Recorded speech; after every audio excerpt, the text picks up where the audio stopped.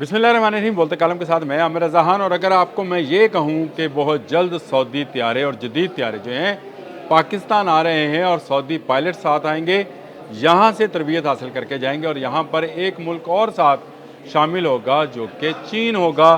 तो यहाँ पर क्या ऐसा होने जा रहा है पाकिस्तान के अंदर कि जिसमें सऊदी रॉयल एयरफोर्स के वो जहाज़ जिनको आज तक पाकिस्तान नहीं लाया गया, वो भी पाकिस्तान आ सकते हैं और चीन भी यहाँ पर शामिल होगा। तो ये बात है इंडस शील्ड 2025 की। जी हाँ, इंडस शील्ड 2024 की मशक़ें जो थी, फ़ज़ाइया की मशक़ें, वो आपने देखी और जिसमें 24 ममालिक ने हिस्सा लिया था।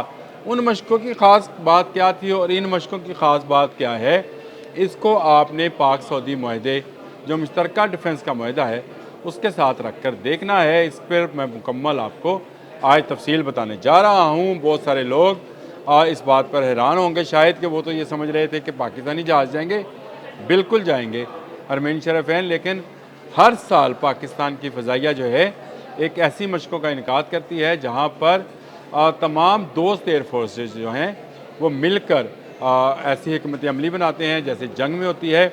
एक दूसरे के साजो सामान को देखा जाता है, एक दूसरे के प्लानिंग ऑफ वॉर को समझा जाता है।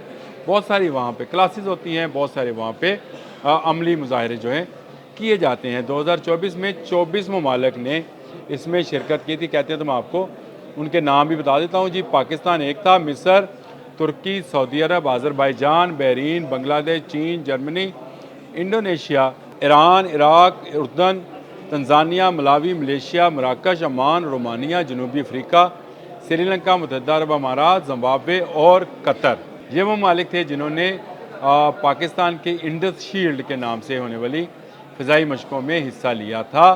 और इसमें एक ख़ास बात ये थी कि चीन और पाकिस्तान ने अलग से भी कुछ एक्सरसाइज का जो था वह एहतमाम किया था। सरफराज रफ़ीकी एयर बेस के ऊपर अगर आपको याद हो तो चीन का जो है J-16 जहाज़ पहली मरतबा पाकिस्तान आया था। इसके अलावा जो इलेक्ट्रिक वारफेयर में जो रडार्स और ईसा रडार्स और जहाज़ J-10C ने भी उसमें हिस्सा लिया था और JF-17 थंडर ब्लॉक 3 ने भी चीन के साथ अलग से जो मशक़ें थी उनमें हिस्सा लिया था। और इन मशक़ों में ज़रूरी नहीं है कि तमाम एयर फोर्सेस के जो हैं वो जहाज़ ही आते हैं जी, लेकिन चंद ममालिक आते हैं।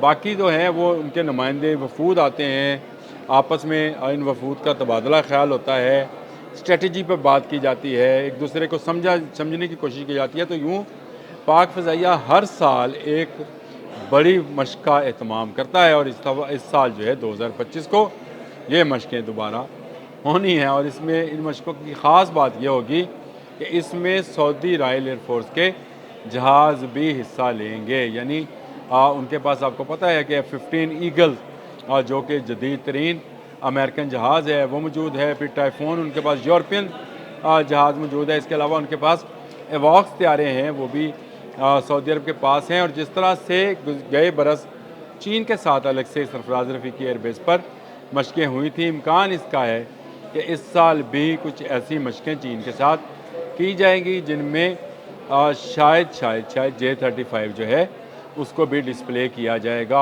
और सऊदी अरब भी उसका हिस्सा होगा। इस बात का कभी इम्कान है।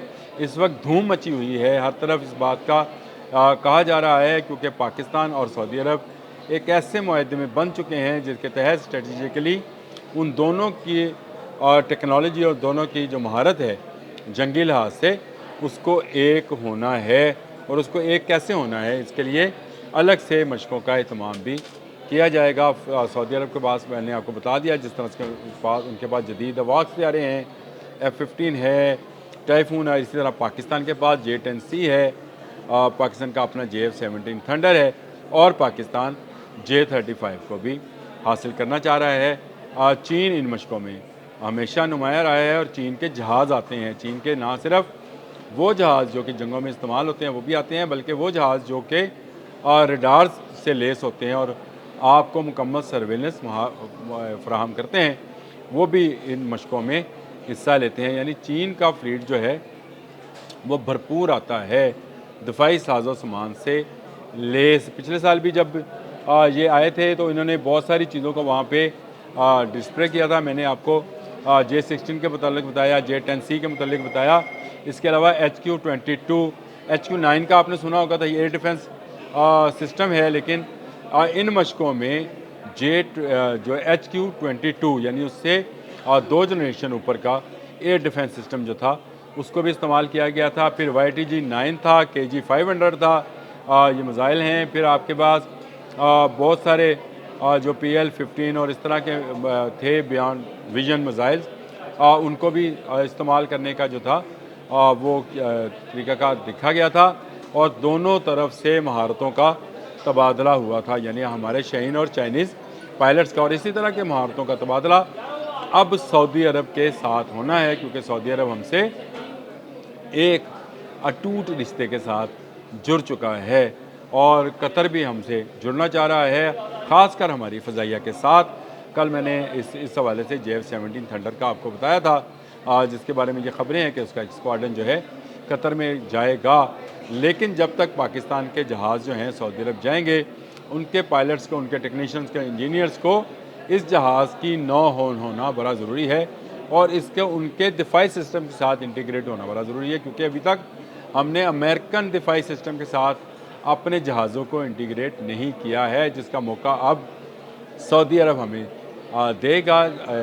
हमारी इंडस शील्ड 2025 में इस इंडस शील्ड का इनकाद कब किया जाएगा, कहाँ पर यह होंगी, इसके बारे में तफसीलात अभी पाकिस्तान एयरफोर्स ने जारी नहीं की, लेकिन आहिस्ता आहिस्ता माहौल बनना शुरू हो गया है मुख्तलिफ ट्विटर अकाउंट्स के अंदर इन फ़ज़ाई मशकों को लेकर। ट्विटर अकाउंट्स के अलावा भी डिफेंस पोस्ट की जो एक चैनल है उस पर तो इसका भी इजहार कर दिया गया है कि सऊदी जहाज़ जो हैं वो आएंगे।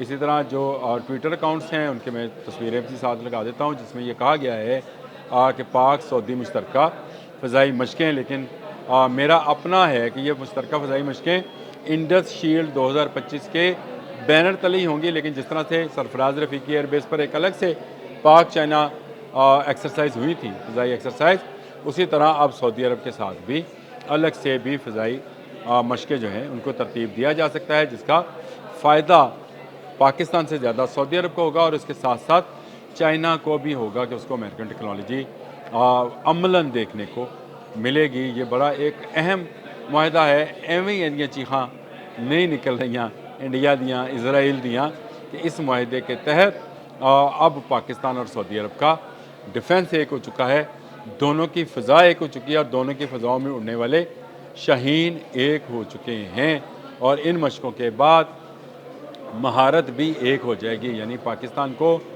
सऊदी जहाज़ों के हवाले से बहुत सारी मालूमात जो हैं जो कि दरकार होती हैं जंगी हिकमत अमली के लिए वो मिल जाएंगी। इसी तरह सऊदी अरब को दिफाई हिकमत अमली के तहत बहुत सारी चीज़ों और टेक्नोलॉजी के बारे में आगाही हासिल हो जाएगी। इसलिए मैं कहता हूँ कि ये पाक सऊदी दिफाई माहिदा उम्मत मुसलमान के लिए है, सिर्फ़ 2 मुल्कों के लिए नहीं है। अब तक के लिए इतना ही। अल्लाह हाफ़िज़।